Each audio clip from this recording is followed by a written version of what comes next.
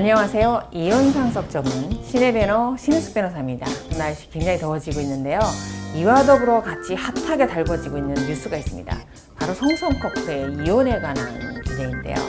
저는 사실 두 사람이 이혼 조정 신청을 했다라는 기사를 봤을 때 한 일주일 정도 이렇게 발자되다가 가라앉을 줄 알았습니다. 시간이 갈수록 점점 달궈지고 있으면서 처음에는 어머 송중기 씨가 이혼 조정을 냈어? 이거에서 그 다음엔 뭐 때문에 했을까?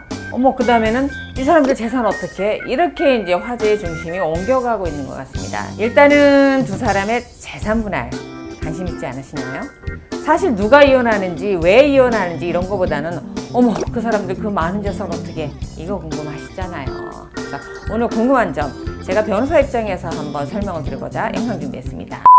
자, 재산 분할에 대해서 먼저 설명드립니다.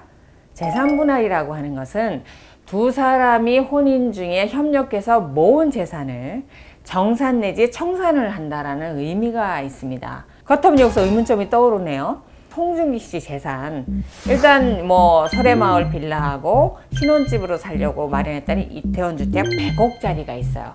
이 125억 원 정도의 부동산이 있고요. 연간 광고 수입이 400억이라고 합니다. 그 다음에 송혜교 씨도 만만치 않습니다. 삼성동에 부동산 세 채가 있고요. 뉴욕에도 콘도를 사놨고요. 송혜교 씨의 광고 수입 송중기 씨보다 많지 적진 않다라고 합니다.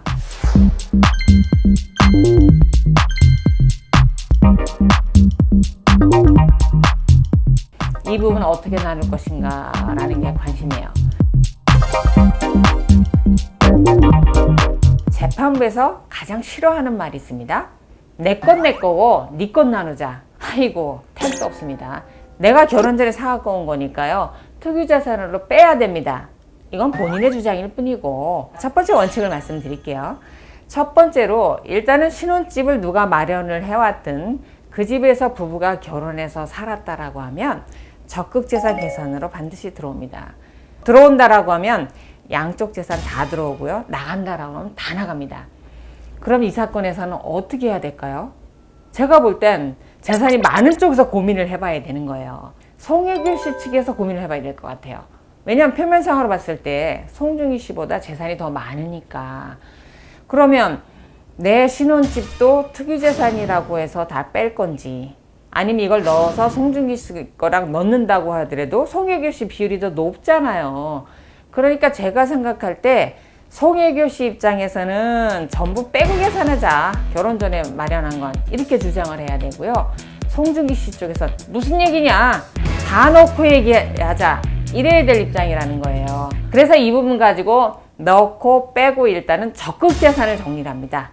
그래서 일단 부동산이 몇 개, 현금이 얼마, 기차 재산 얼마에서 그래서 양쪽 재산 얼마 이렇게 표를 딱 그래요. 이거를 그 다음에 몇 대 몇을 나눌 것인가 이거 가지고 따지게 됩니다. 그런데 이 몇 대 몇이 정해진 기준은 없어요. 근데 보통 이제 결혼 연차를 갖고 따질 건데 두 사람의 결혼 연차가 짧고 아이를 낳지 않았어요. 그러니까 기여도는 상당히 낮게 평가가 될 것이어서 보통 다른 사안에서 유책사유가 한쪽이 강력한 경우에도 30%를 넘기기는 어렵습니다. 전체에. 그럼 네 거 내 거 놓고 7대 3입니다. 그래서 그 기여도를 판단하는 싸움이 대단히 클 것이다. 그 다음에 적극재산 범위에 무엇이 들어갈 것인가, 이게 상당히 치열하게 쟁점으로 붙을 거고 변호사들이 거기에 초집중을 해서 다투게 될 겁니다. 두 사람의 재산을 언제부터 취득한 재산을 넣을 것인가. 예를 들면은 두 사람이 결혼하고 얼마 뒤에 부모님이 증여진 것까지 넣을까? 이런 건 당연히 안 들어갑니다. 근데 이 시점에 관련해서 이제 생각을 하셔야 될 게, 두 사람이 2017년도 10월에 결혼을 했어요. 2019년도 6월 26일에 신청을 했어요. 그럼 원칙적으로요, 2019년 6월 26일 날짜로 쫙 재산이 묶입니다. 부동산 시가, 그 당시 예금 잔고, 그 다음에 주식 다 묶이고, 그 다음에 대출이 있다라면 대출도 그때 단위로 쫙 묶이게 됩니다. 그래서 그때를 기준으로 해서 이후에 재산이 변동이 있어도 인정하지 않고 6월 26일 날짜로 재산이 묶입니다. 그래서 그 날짜로 표를 그리게 됩니다. 은행 잔고도 마찬가지고. 근데 여기서 문제가 되는 게 하나 있어요. 기사상으로 봤을 때 송혜교 씨가 어느 날 반지를 뺐다.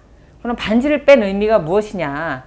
사실 우리가 그걸 어떻게 기사상이니까 확인할 길은 없지만, 그게 만약에 반지를 뺀 시점이 파탄 시점이라고 하면 2019년도 6월 26일 이혼 조정을 신청한 날짜가 아니고 반지를 뺀 날짜로 재산 변동 시점이 옮겨갑니다. 반지를 뺐고 그 당시에 파탄이 이미 됐고 그 이후에 별거를 했다라고 하면 반지를 뺀 날로 기준해서 예금, 잔고, 부동산이 다시 기준 시점이 옮겨갑니다. 그래서 상당히 중요한 문제입니다. 그래서 일반인들도 실제로 이혼 신청한 날짜하고 파탄된 날짜가 다르다고 하면 파탄된 날짜를 기준합니다. 그래서 송혜교 씨의 반지가 그런 의미가 있습니다. 이제 우리가 궁금해한 것 중에 하나가 유책사가 누가 있을까요? 이런 부분에 대해서 추측이 난무한데, 재산 분할은 유책사의 영향을 받지 않을까요? 판사님들은 이렇게 말씀하실 거예요. 위자료 사유하고 재산 분할은 별개다? 그거 아니거든요. 제가 재판해 보니까 강력한 유책사유는 재산 분할에 영향을 미치더라고요. 그래서 적게는 5%에서 10% 정도 영향을 준다라고 제가 변호사로서 체험을 하고 이렇게 느끼고 있습니다. 그래서 실질적으로 강력한 유책 사유는 재산 분할을 움직인다. 그래서 유책 사유가 강력하다고 하면 아마 유책 사유가 없는 쪽이 좀 유리하게 판단이 될 겁니다. 그리고 여기서 잊지 마셔야 될 포인트, 두 사람 재산이 벌써 1,000억대를 육박하잖아요. 그러면 이거 재산 분할로 넘겨받거나 위자료를 받으면 세금은 어떻게 해요? 세금 안 냅니다. 성인 간의 증여는 5천만 원은 면제가 되고 증여세 면제가 되고요. 부부 간에는 6억까지가 공제됩니다. 근데 재산 분할로 이동하는 건 6천억이 옮겨가도 세금 내지 않습니다. 그래서 사실은 그 재산을 세금 안 내고 이동하려고 위장 이혼하는 분들, 나쁜 분들도 계십니다. 잠깐 위자료 액수 예상 좀 해볼까요? 제가 볼 때 유책 사유가 어느 정도 나올지 모르지만 그래도 1억을 넘기는 힘들 겁니다. 왜냐하면 사람이 사망을 해도 위자료가 1억을 넘는 예가 거의 없습니다. 그러다 보니까 아무리 유명인이다 하더라도 1억을 넘기 좀 힘들어서 제가 판단할 때는 3천에서 1억 정도 사이에서 판단될 것 같습니다. 오늘은 송송 콜플 대비해서 재산 분할에 대해서 간략히 살펴봤습니다. 좀 더 상세한 설명은 다음 영상에서 재산 분할 상세히 올리겠습니다. 신의 변호 신윤숙 변호사였습니다. 오늘 영상 도움이 되셨다면 좋아요, 구독하기 눌러주시기 바랍니다.